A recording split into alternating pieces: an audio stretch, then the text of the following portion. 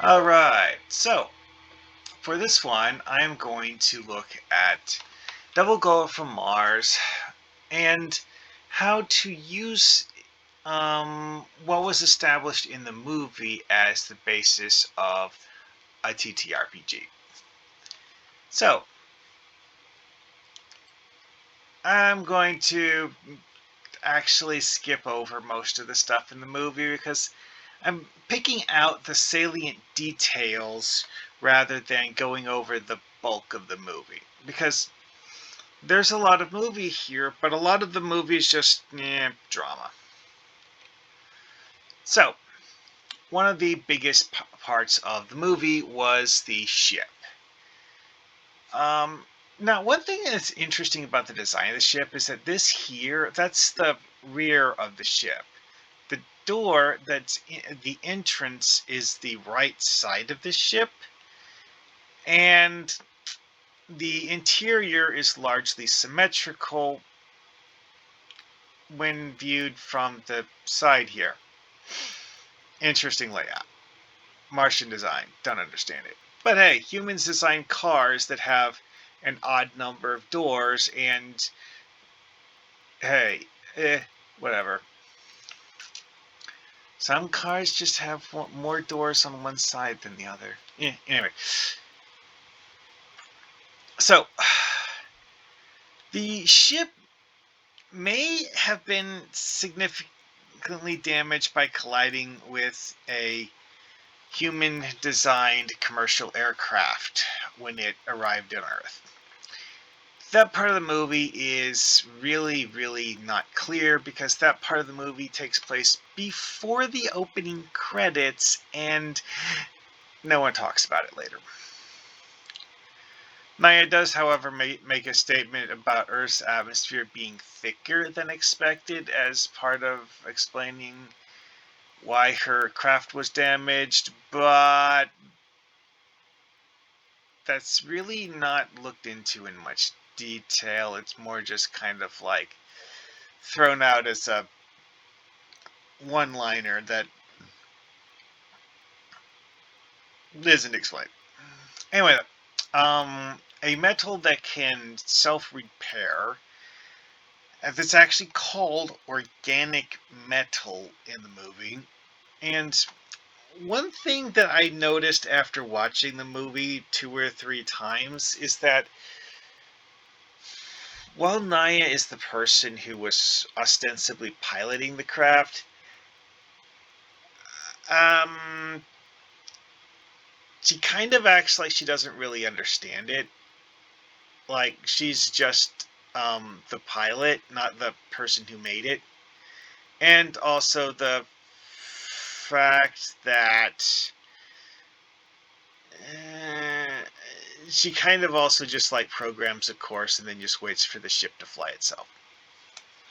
Anyway, though, the ship has a variety of capabilities that are pretty standard for Martian tech in a lot of fiction. It can fly from Mars to Earth. It has a power supply, which is something that humans have never even come close to figuring out how to make, and it has weaponry the likes of which is capable of, wiping out entire cities. Actually, at one point, Nyah claims that her ship's weapons could literally destroy the entire planet Earth, but yeah, that doesn't really get looked into in any real scrutiny. Anyway. Oh yeah, also, the flame jet thing,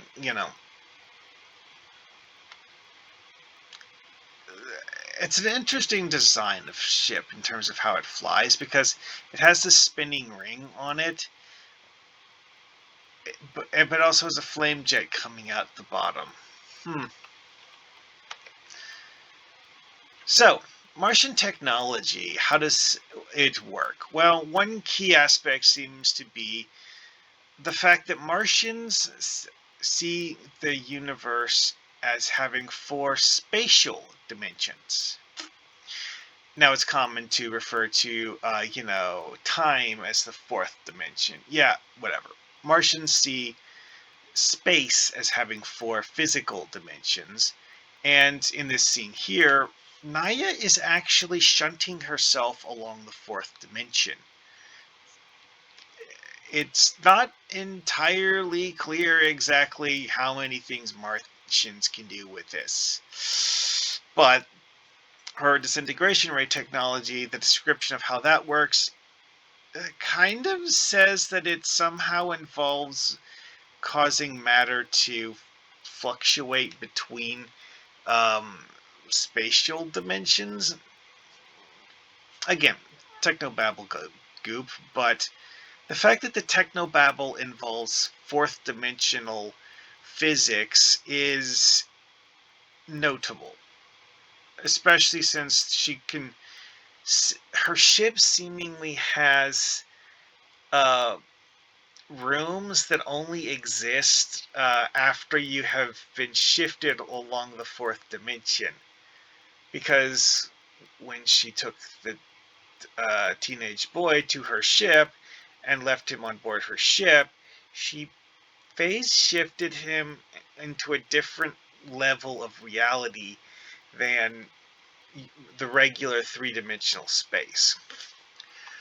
Or at least that's my best guess based on the comments that were made about it, because the interior of the ship only really has one room.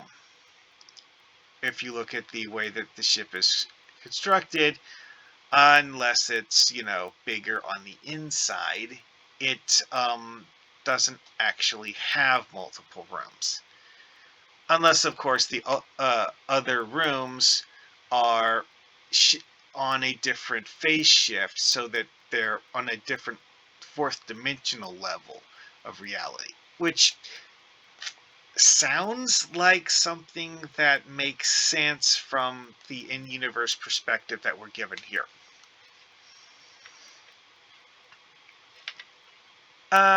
Anyway, speaking of the disintegration ray. Oh yeah, this is a promo shot where she's pointing the pistol prop directly at the camera. This isn't a still from the movie. Anyway, though, I included it because it's the only time you can actually see what the gun looks like in such up-close detail. And seen from the side. Anyway, though, Nyah's made a comment about how a certain type of weaponry, which she uses that bizarre technobabble to explain, is the only sort of weaponry that the Martians haven't found a reliable defense against. Oh, and it's also their weapon of choice, because why not use the most deadly thing you can imagine? And like I observe here, it's a very effective weapon. Like, seriously, when you can disintegrate an entire car with it. Now, it's not something where it, in some fictional settings, you point a disintegration ray at someone, it just goes zap, and the person disappears. No, this one actually has a charge-up effect to it. It's less noticeable with the pistol, but even with the pistol, she pulls the pistol out. This roundish, pointy thing on the end of the pistol glows for a second or two, then it fires the ray. It's actually slower than shooting someone with a 9mm handgun, which odd for futuristic technology. However, the effect is far more devastating than a 9mm handgun, so, it's worth the trade-off, I guess. The robot is quite capable of rather large destruction, because she has the robot do this 3 times in pretty rapid succession. And it takes a charge up of a few seconds each time, but disintegrates a tree, disintegrates a truck, and disintegrates a small barn. That is impressive firepower. Yeah, the whole thing about destroying the planet.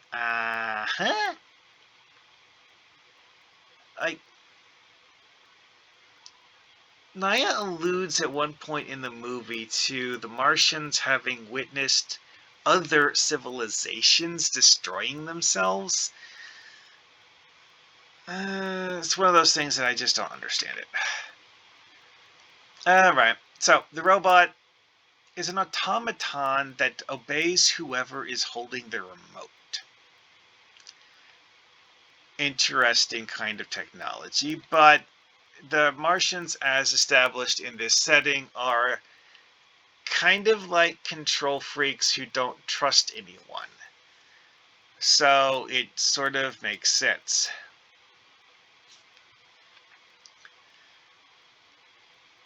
Oh yeah, also I think at one point she says that Johnny helps with repairing her ship. Or something like that. Which honestly makes sense. This is something when you have like a servant robot. Paralyzer ray effect.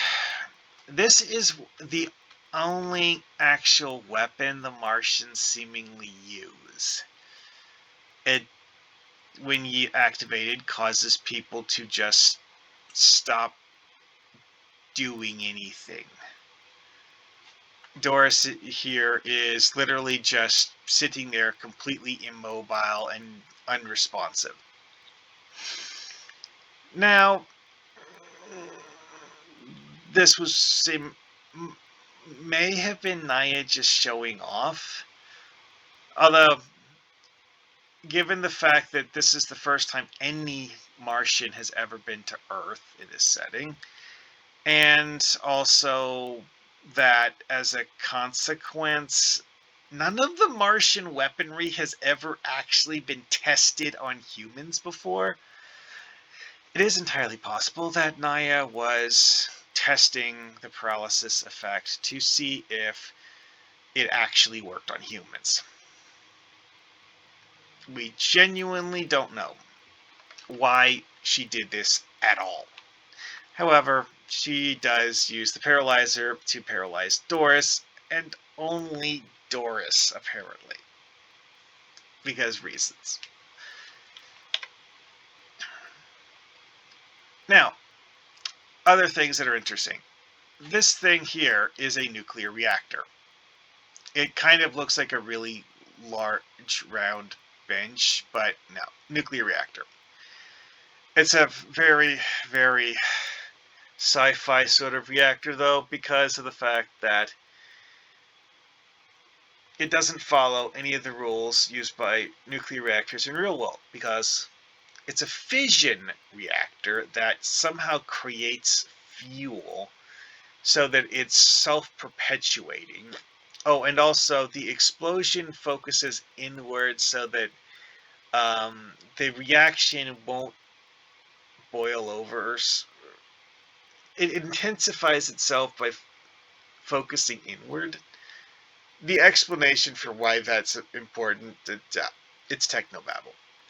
Let's not go too deep into it because trying to understand it is, no. Also, it's not entirely clear whether the reactor somehow uses fourth dimensional technology because, like I mentioned before, several other parts of the ship do. This is another thing that doesn't get much explanation. Nyah's able to create some sort of a force field, cutting off the inn from the rest of Britain. Or Scotland? Anyway. The force field also has the effect of preventing them from using phone lines and also disabling all motor vehicles inside the force field. Yeah, how is that connected? We don't know. Also, it doesn't cut off the power lines. Anyways, this is one of the aspects of Martian technology that they kind of sort of mention that it's there and then just don't do anything with it later, other than there is a moment in the movie where one of the people speculates that the Martians might also have the ability to use a similar effect to protect their ships. Well, also, it's not clear how this works. So, and of course, there's the whole idea that we know beyond a shadow of a doubt that Nyah is wearing body armor of some sort. How does the body armor protect her from bullets? We don't know. Anyways, yeah, the Martians have armor that can protect them from most forms of attack.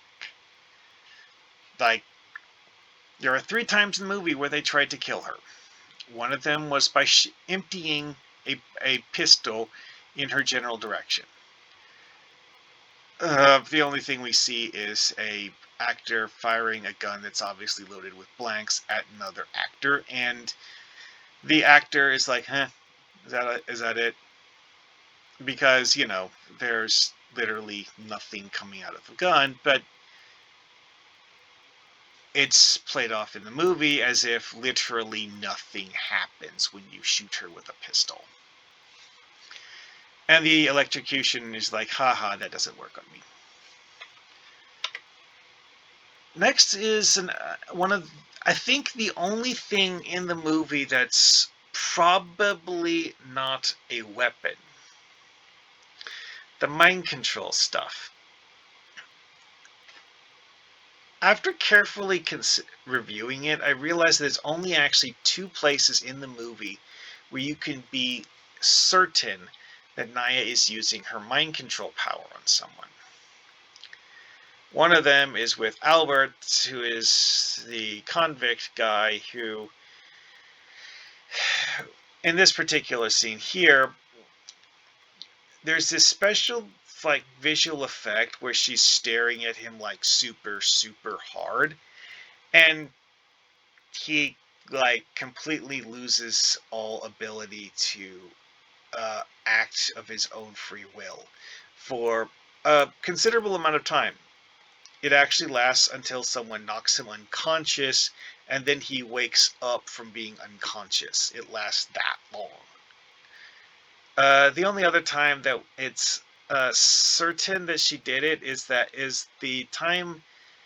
Well, I mentioned there was 3 times when one of the humans tried to kill her. Well, the 3rd time was when the human grabbed the remote used to control her robot and tried to force the robot to attack her.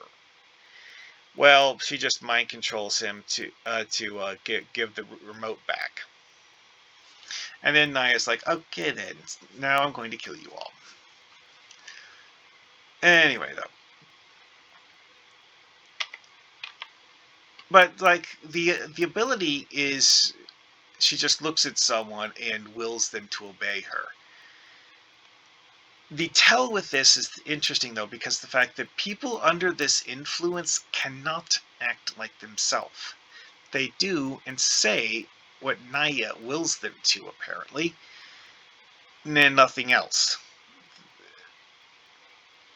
It means, however, that Nyah can't use this ability to force people to tell her things, because they literally just say what Nyah wills them to.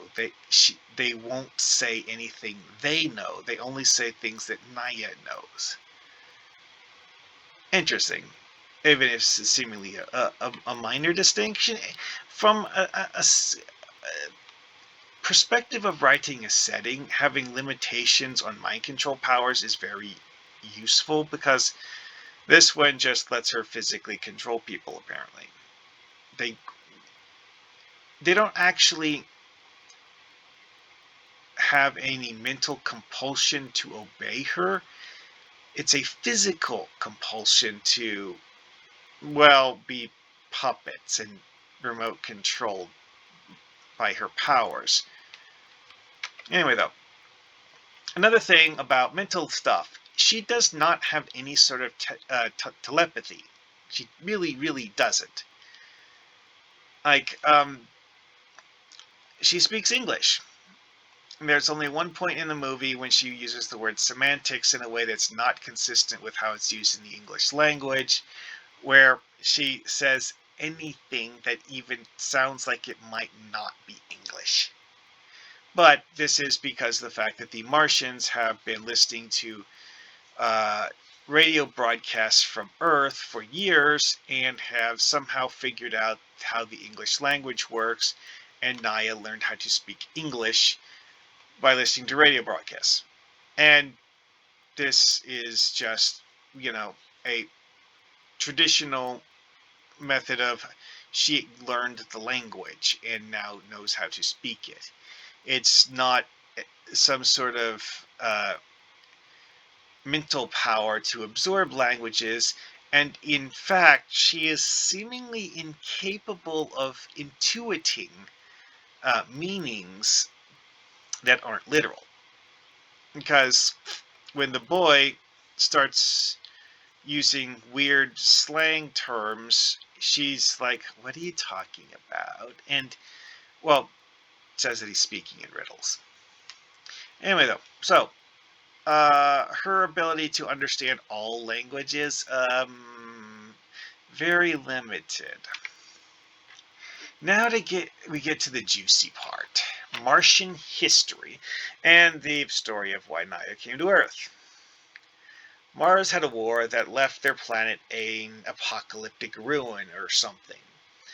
Nyah doesn't really go into a whole lot of explanation of what Mars is currently like, merely stating that they had a war of emancipation that was a bitter, devastating war, and this war was fought using Martian technology, which, as we've noted, has a whole lot of abilities that human tech doesn't.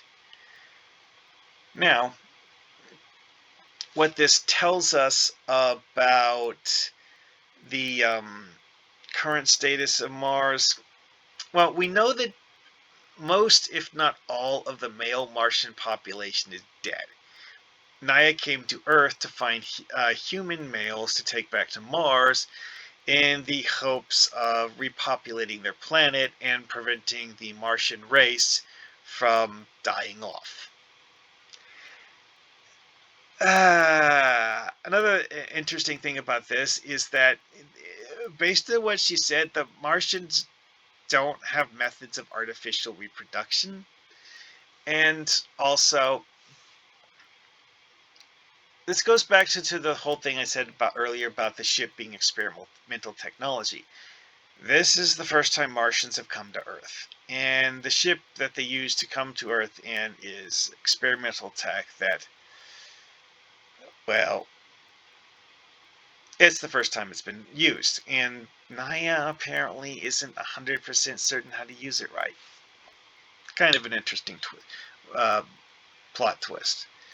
Also, there's the comment she makes about how some planets have had wars that ended by wiping themselves out. There's two possible ways to interpret that. One is that Nyah is actually talking about Mars and how most of the population of Mars is dead. And Mars is, at present,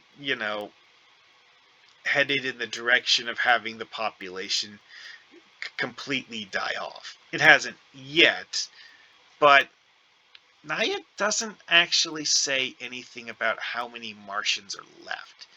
Just that the population's birth rate has gone down to the point where the Martian population is dying of old age faster than new Martians are being born.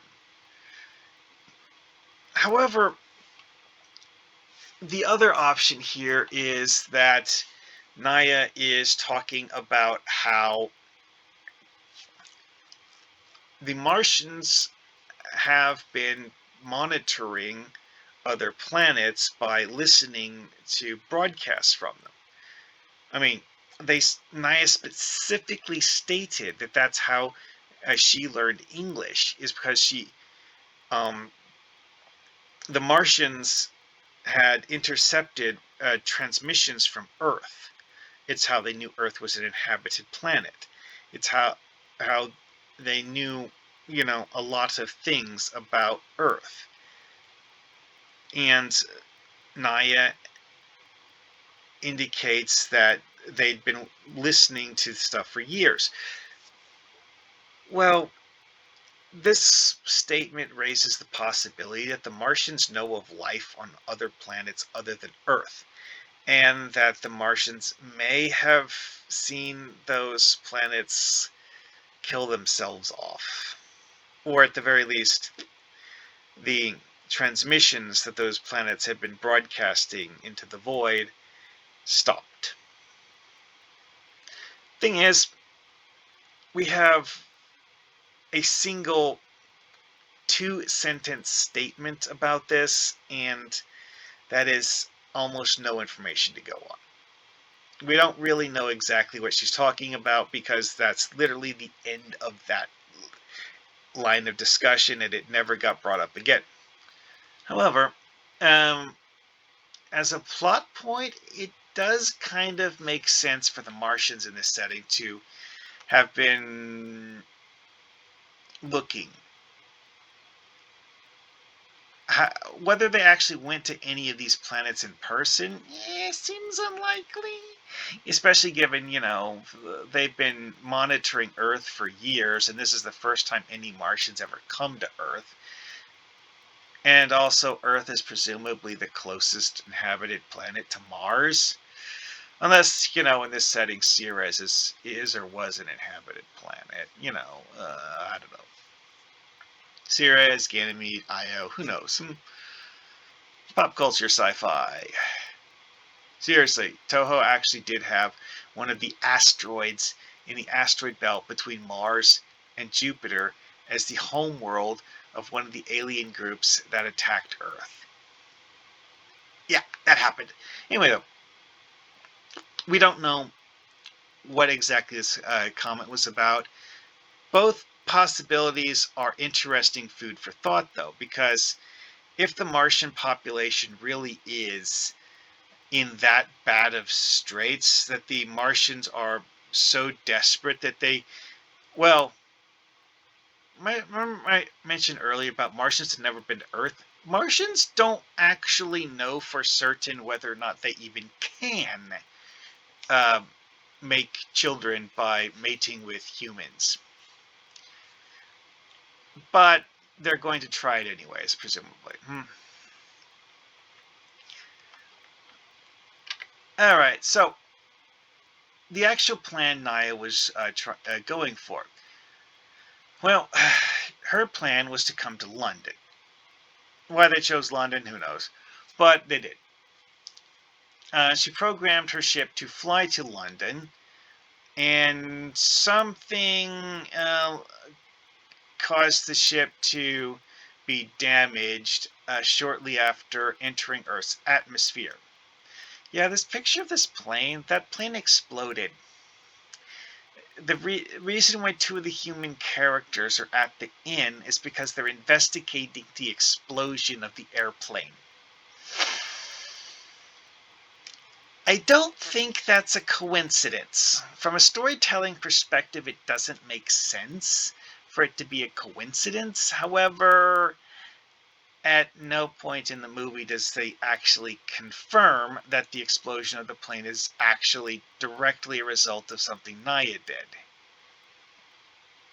There's a lot we don't know here. It's possible her flying saucer simply flew too close to it and damaged it, causing it to explode, or maybe she actually physically collided with it, because the whole denser than expected thing for Earth's atmosphere, you would think a race as advanced as the Martians would, be able to properly estimate atmospheric densities. Then again, you'd also expect them to watch where they're going and not run into things. Oh, the other interesting thing with the movie that is a sort of a character development thing with Nyah is that when Nyah comes to Earth, she's really smug with a superiority complex, like, haha, puny humans, do as I say or else. Because, there is the one guy who she kills rather early in the movie, and she's like, oh, well, he was old and useless, and I had no reason to keep him around. It's the only person she actually directly kills, although she does tell the rest of them that she's planning on killing them all, but not until after they try killing her 3 times. Yeah, that got interesting.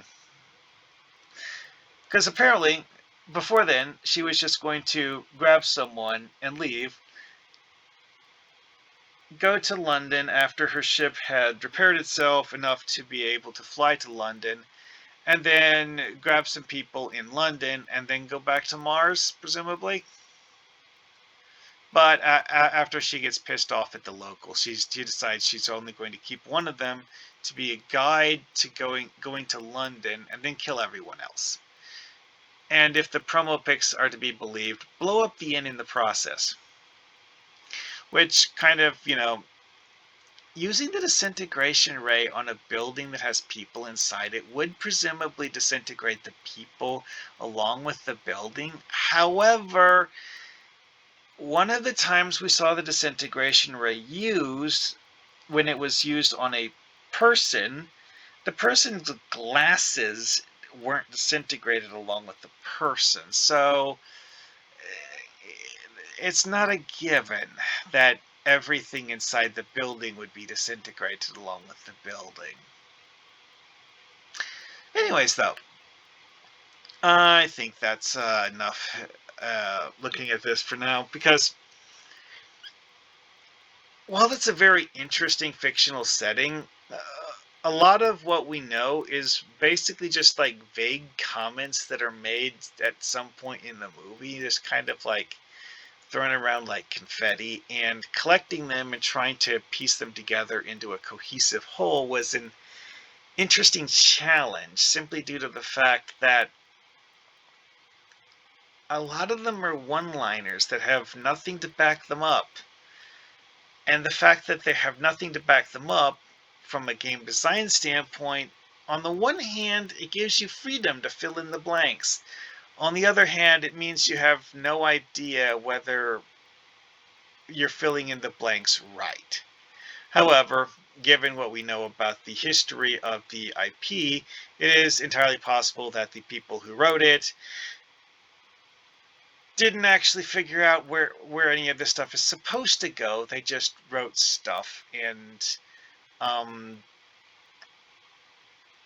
most of what they actually planned ended up in the final finished work, and all of those unanswered questions, they don't have any real answers, because of the fact that the people who wrote the setting didn't answer them for their own purposes either.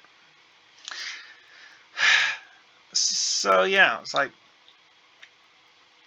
overall, the ideas with this, especially the fourth dimensional aspect of Martian technology, that was one of those things that when I realized that, because again, it's one of those things that they have as like one-liners at 2 or 3 points in the movie, where if you're not paying close attention, you'll miss. But it makes the Martians in this setting a lot more interesting, because there's the idea that maybe possibly Nyah is actually able to be functionally invisible because she's phase shifted out along a fourth dimensional line and actually watching people who can't see her.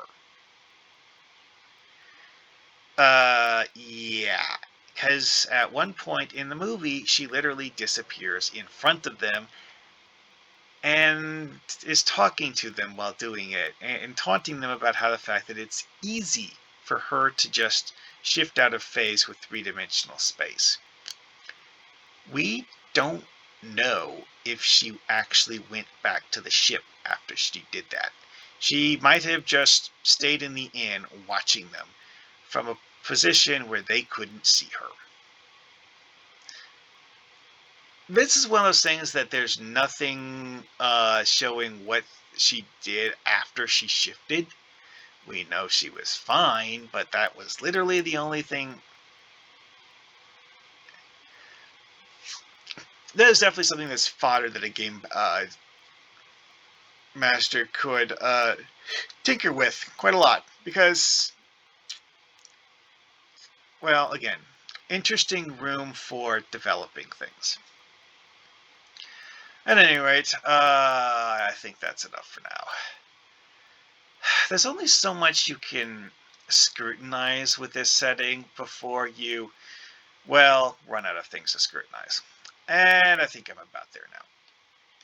I watched the movie 2 or 3 times, and then, in order to get pictures, rewatched it a third time, partially. And every time I noticed a little bit, like, oh, wait, that's a nuance that I hadn't noticed earlier. And I might have misunderstood some of the stuff. Then again, I probably filled in blanks that weren't really there at some point in this too. Like, is the force field trick actually fourth dimensional technology? We don't know. It might be. It might not be. Who's to say?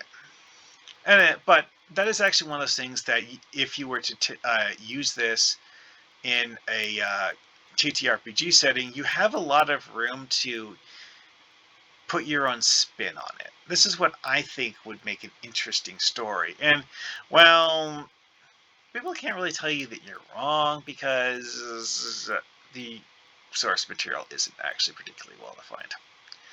Alrighty then. Well, I'll end it on that.